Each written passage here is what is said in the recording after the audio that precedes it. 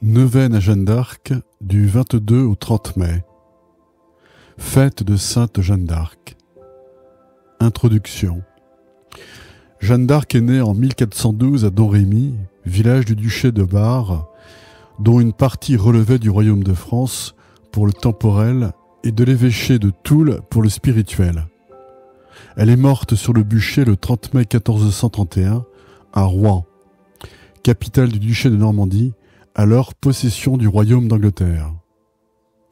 Jeanne de Domrémy est une héroïne de l'histoire de France. Chef de guerre et sainte de l'Église catholique, surnommée depuis le XVIe siècle la pucelle d'Orléans et depuis le XIXe siècle mère de la nation française.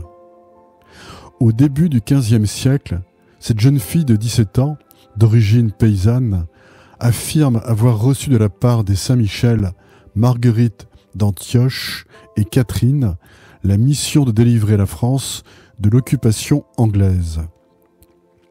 Elle parvient à rencontrer Charles VII, à conduire victorieusement les troupes françaises contre les armées anglaises, à lever le siège d'Orléans et à conduire le roi au sacre à Reims, contribuant ainsi à inverser le cours de la guerre de 100 ans.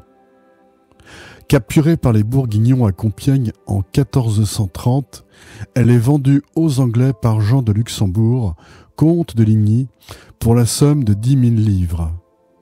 Elle est condamnée à être brûlée vive en 1431 après un procès en hérésie conduit par Pierre Cochon, évêque de Beauvais.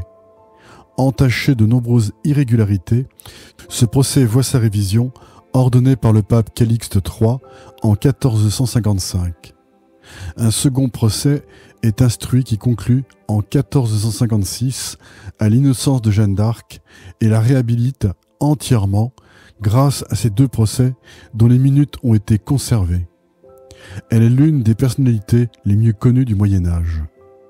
Béatifiée en 1909, puis canonisée en 1920, Jeanne d'Arc est devenue une des saintes patronnes secondaires de la France. Sa fête nationale est instituée par la loi en 1920 et fixée au 30 mai.